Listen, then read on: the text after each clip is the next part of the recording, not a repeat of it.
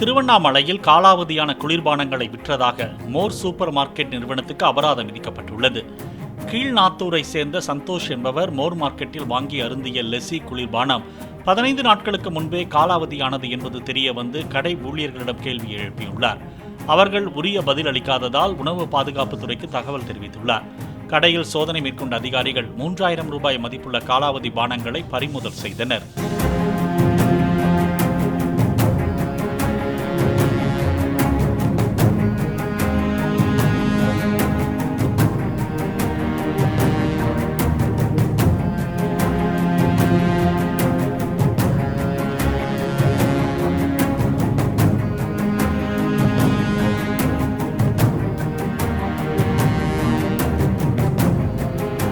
Play store மற்றும் app ஸ்டோரில் இருந்து பாலிமர் செயலியை QR கோடு மூலம் பதிவிறக்கம் செய்யுங்கள்.